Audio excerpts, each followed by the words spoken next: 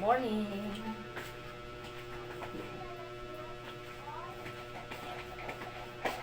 Busy tayo kung umaga guys kasi maglinis konti, maligo, basta kakain, daming trabaho. Kaya hindi na nga ako makaano pag umaga, kape.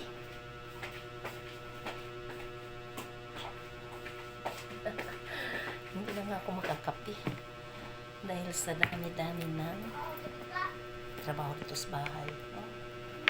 Nagbabad ako kanina. Oh. Nilagay ko lang dyan kasi hindi pwede sa CR at mahirapan tayo gumalaw pag kalaki-laking pelangganan yan. Kaya dyan na lang yan siya. Pag nagbabad, dyan lang yan siya. Tapos tayo ay magpabango.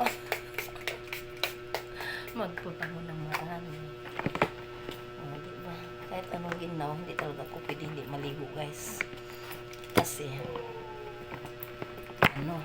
dali guys.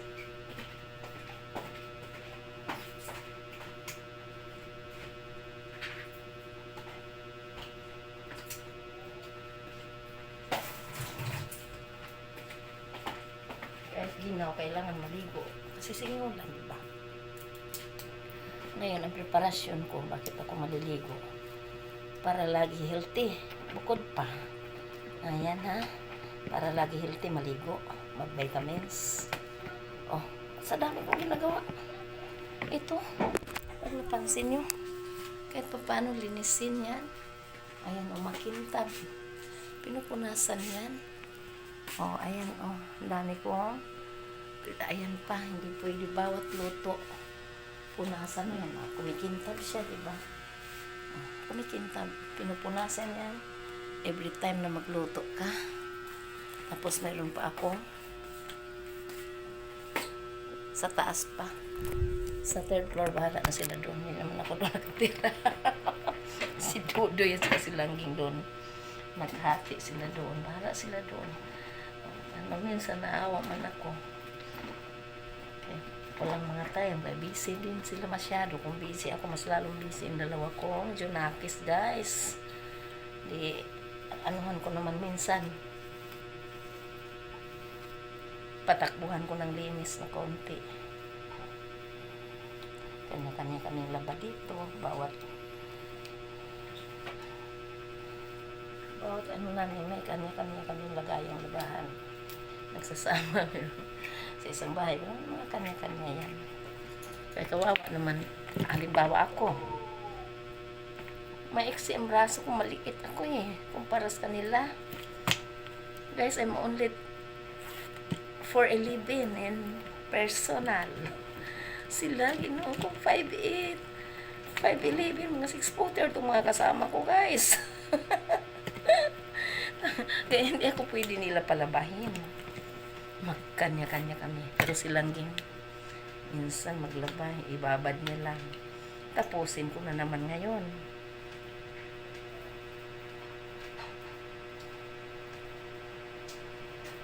Kaya nga pala ako maligo kahit ginaw kasi pag may customer tapos bibiling floor mat, paano ka maghiwa ng floor mat kung magpayong? Hindi talaga pwede, di ba guys? Kaya mangyayari, maulan-ulanan talaga ako kasi dahil sa pera. Dahil sa pera, maulan-ulanan ta. Oo na nga, maligo na lang sa kapera mo. Pero awa ng Diyos. Hindi makusakitin na. Ayan naman ang ulan guys. Biro mo hanap buhay niya. Hindi niya ako makita dito sa bahay. Kunting oras lang ako dito sa bahay. Since dumating ako na Manila. Lalo na sa garments. Gusto sa costume ako guys.